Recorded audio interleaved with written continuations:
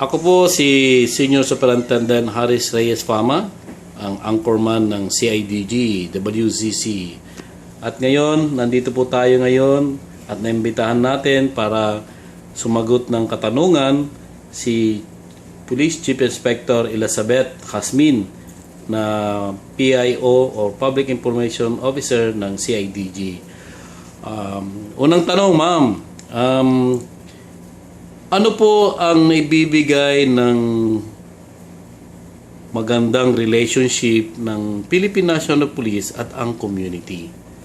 So, ang community po at saka ang police ay napakalaking halaga po o napakalaking bagay ng part ng community para sa pagtatrabaho po ng ating mga kapulisan.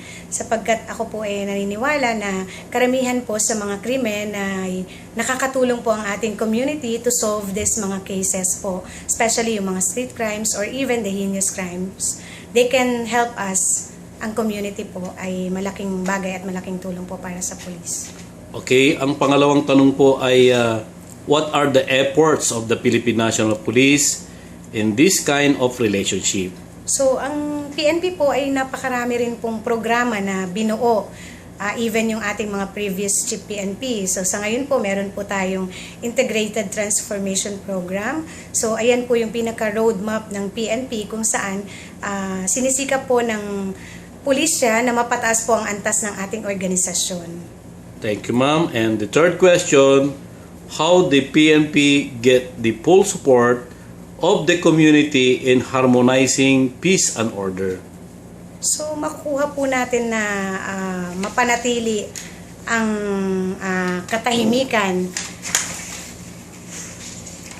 sa pamamagitan po ng pagkandak ng buwanan or once a month na PCR activity kagaya po ng ating mga medical mission, yun pong dental mission or kung ano man pong mission or yung sinasabi natin na pakikisalamuha or ugnayan po sa ating mga komunidad upang magkaroon po ng palitang suggestion or makapagbigay po sila ng mas magandang idea para po makatulong din po sa atin. Salamat po. At ang panghuli, what is the most effective way to deploy awareness to people about the criminal justice system? So sa akin po sa atin po, kino-consider natin na ang the best way para maiparating po natin yung ating mga programa, ito po yung mass media upang mas mapabilis po yung pagpaparating natin ng ating gustong ipahayag sa kanila sa pamamagitan po ng network, prints, sa radio po at saka television. Yan po yung pinaka-easiest way para makarating sa kanila yung ating mga programa at saka mga accomplishments. Opo, marami pong salamat sa binigay niyong answer at mabuhay po kayo sa CIDG PNP. Maraming salamat po, Sir